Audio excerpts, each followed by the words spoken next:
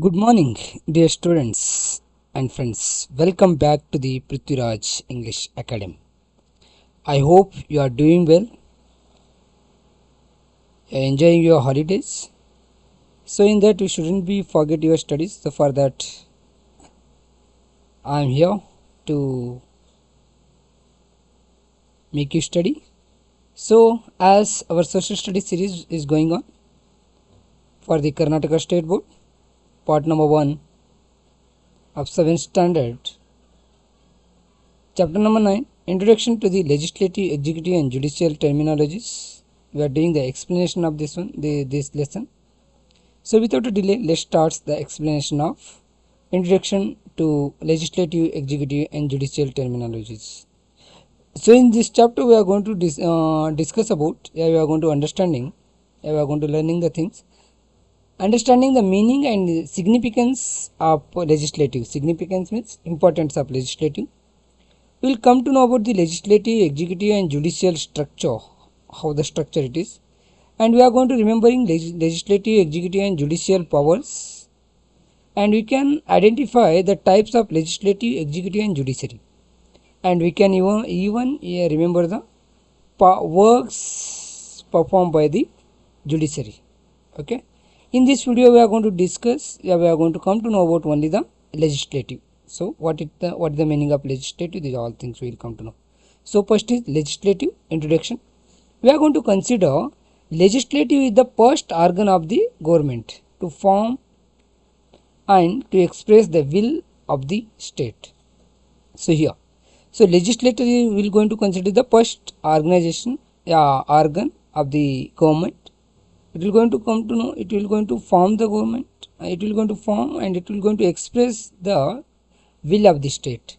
And what is the function? In briefly, if you come to know about these three organs, legislature will going to form the laws, executive will going to implement the laws formed by the legislature, and judiciary will going to protect the laws which was made by the legislative. Okay, these things will come to know in briefly. Okay, now move to the meaning of the legislature. The word legislature or parliament is derived from the French word parler, and Latin word parliament is came from the Latin word that is called the parliamentum. So what is the meaning of these two words? So meaning of these two words is parler means talk, parliamentum means discuss. So it means parliament, legislative means to discuss or to frame the laws after the discussion. Okay. So legislature will going to call it as a mirror of the public opinion. Okay, because here it is the platform. All the representatives of the people, they can come together and they can express their opinion of the people's only. Okay. Now come to the legislature has the supreme power to enact new laws. It can frame the new laws, and it only the legislature has the power to frame the laws. Okay, and along with that it has the power to amend the existing laws. It means already those laws are there, it can amend them. Amend means it can change them, sometimes it can remove them. Okay, it power has by the only the power has to the legislator, and along with that it can repeal and obsolete. Repeal means what? It can cancel even the laws. Sometimes it can even the laws are outdated. No, they can even cancel. Yeah, it can remove from the constitution by the legislator. It means what? Legislature can frame the new laws and it can even remove the. It can amend the. Those are the outdated laws. Okay, so that's why we are going to call it as a legislative is the law making factory of the nation. Law making factory of a nation. Now move to the next. So different names are there in a different countries for the legislature. In India we are going to call it as a parliament. In Maldives we are going to call it as a majlis. In Germany we are going to call it as a Bundestag. And Israel we are going to call it as a Knesset. And France we are going to call it as a National Assembly, and Denmark we are going to call it as a Allocating. These are the different names in for the legislature in different countries. Now come to know the legislature we have now here. This is our India's new parliament house. It is parliament legislature here. We have here two houses here in this legislature and parliament. Okay, so this is the outside, and inside how it should be look like. This is the lower house of the Karnataka. Okay, means it look like in a even in our central also. So now come to know about the importance of the legislature. So what are the importance? First is the main important is what? It is a law making body. We are going to consider legislature is the has the power, supreme power by the constitution only. It has the supreme power to enact the laws for the state, central also. It can formation of the government also. That means the party which has wins in the general election. General means after 5 years, in some countries after 4 years, every 5 years, every 4 years, every 5 years, the general elections will be going to conducted by the government. Okay, and which party will going to win in that election, they have a chance to those party will going to get a majority, those party will going to get the chance to form the government. Amendment of the constitution. Amendment means it can changes, means it can make some changes, and sometimes it can even remove the dated laws also. That power has by the legislature. So legislature can even amending the articles of the constitution. Sometimes they can making the new states, sometimes they can make the new articles also. Okay, by the that work will going to done by the only by the legislature, means legislature only has the power. And then fourth one is solution to the public grievances. Grievances means issues. Like legislature is the major platform to openly discuss the problems of the citizens, issues of the citizens, and members of the legislature draw the attention of the houses by the raising the public issues. So last point is mirror of the national life. Legislature is the mirror of the national life. Legislature reflects the overall development of the nation by forming new policies and rules necessary to fulfill the aspirations of the people. Okay, now move to the structure of the legislature.